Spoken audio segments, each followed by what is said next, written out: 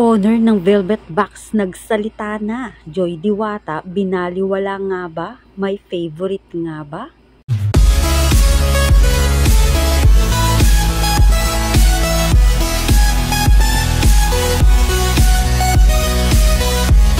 Joy Diwata nadadamay sa issue. Tara, alamin natin. Kamusta po mga kalingap? Muling nagbabalik ang inyong lingkod mini vlog. Naghahatid ng update tungkol sa mga kalingap. Kung bago ka pa lang sa aking channel, mag-subscribe na at huwag kalimutang mag-like para lagi kayong updated sa aking mga video. Tapusin po muna natin ang video bago po tayo magkomento. Patuloy po natin din na suportahan ang founder po ng Kalingap na si Kuya Val Santos at Kalingap Rob. Dahil alam naman natin na madaming natutulungan sila ng mga kababayan natin. Araw-araw po natin na suportahan at panoorin ang kanilang mga videos. Alam natin mga kalingap na si Kalingap Rob ay isa sa co-owner ng Velvet Box Jewelry at isa sa mga offer nga dito kay Kalingap Rob ay ang mga gawing ambassador at ambassadress ang kanya nga pong mga K-Angels at K-Boys. At binigyan nga po ito ng 1-year contract ang mga ito sa Velvet Box Jewelry. At nagsalita nga po ang owner nga po ng Velvet Box na binabaliwala nga daw ba nila si Joy Diwata at may favoritism nga daw ba sila? Yan nga po ang ating pag-uusapan mga kalingap. Alam naman natin ang Velvet Box Company ay isang malaking kumpanya ng jewelry at ang mga nagiging modelo nito ay talaga namang hindi po basta-basta. May mga pangalan at talaga namang mga sikat din. Dahil nga isa si Kalingap Rob sa co-owner nito ay binigyan nga ng pagkakataon ang mga K-Angels at K-Boys na maging modelo nito. Ngunit mga kalingap, nagkaroon nga po ng issue at nadadawit pa ang sa issue ito nga pong si Joy Diwata. Bakit nga ba?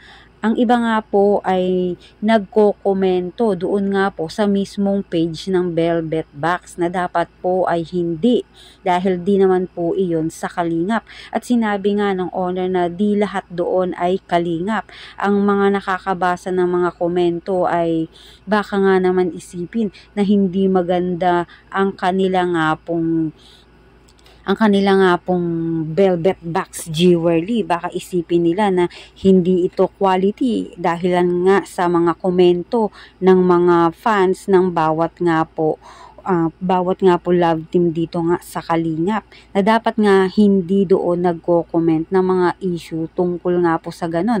Dahil unang-una po ay sila nga po ay hindi naman sa Kalingap. Yan po ay mga nagtatrabaho sa mismong company ng Velvet Box Jewelry mga kalingap. Kaya ang nagsabi nga po ang owner nga po ng Velvet Box na ang mga magko-comment nga daw po doon ng mga ganon ay kanila nga po yan ibablock. Dahil unang-una wala naman pong dapat pag-usapan na ganon dahil baka ikasira ng kanila nga pong negosyo at yan nga po ang tingin nila sa bawat kanila nga pong mga trabahador o ambassadress na kinuha nila ay pare-parehas lang naman. At yan nga po yung nagkataon na wala din naman syempre doon si Diwata kaya syempre iba po ang ipapa-live selling nila doon. Kung sino nga po yung nandoon syempre mga kalingap. Ngunit pare-parehas nga po ang turing sa kanila. Wala pong favoritism doon. Kaya ito nga po ang video at statement ng chairman nga po ng Velvet Box. Tara, panoorin po natin. Sa mga nagpapatronize na aming fashion jewelry.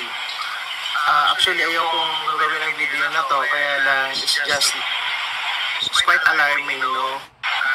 Sa mga nagko-comment regarding the post. Actually, if mabasa po niyo yung caption, it's more about updates, no? The updates regarding yung mga upcoming namin product. So, kasabay noon yung pag-post ng random pics. Random pics, ibig sabihin, hindi ito tungkol sa mga faces ng Velvet Box. Okay? So, ang Velvet Box po is a brand and as of now, meron tayong ambassadors and ambassadress which is the Kalingap Angels and Kalingap Boys na nakakontrata sa amin 1 year. discretion po namin yan kung both parties kung magre-renew after a year. So, ibig sabihin, maaaring next year, iba na naman po yung ambassadors and ambassadress ng Velvet Box. Ilang beses po namin in-explain na ang Velvet Box po ay hindi fan page, okay, ng kahit na sinong celebrity, content creators, or vloggers.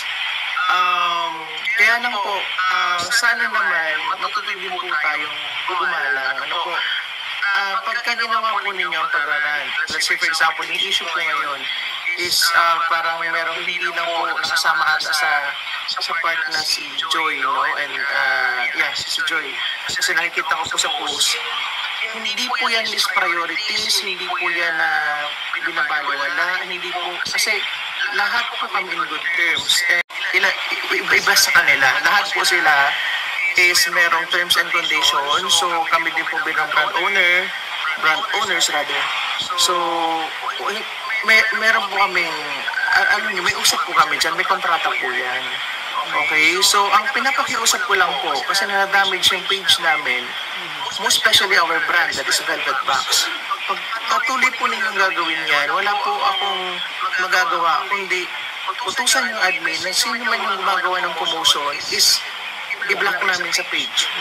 Okay, so dapat maintindihan nyo po kasi wala po kaming favoritism, wala kaming pinapanigan. Hindi po ibig sabihin na hindi nakasama hindi nakasama sa random pics is hindi siya pwera na or hindi na paborito or hindi binaliwala na. Okay, so huwag niyo po kaming susumbatan na madami yung sales during the live and enjoy. Wala naman po kaming pinaagrabyadong tao. Ano po, kaya nga po nagpapasalamat kami. From time to time, nagpapasalamat kami. And at the same time po, lahat naman po ng mga miners po namin, totoo po ha, is binibigay namin, dinideliver namin. We're providing good quality fashion jewelry, good quality products. So, ang isa lang po sa mga rason kung para kami mabash or mag-grant po ang mga tao sa amin if kung nakapag-provide po kami ng substandard product. Kung hindi po kami nakapag-deliver ng produkto. Okay po, kasi pansinin po ninyo, produkto po ito, brand po ito. Pagka ganun po yung nakita sa page namin, parang na lang po yung iba, di ba? Na mga hindi naman po involved sa Kalingap, no?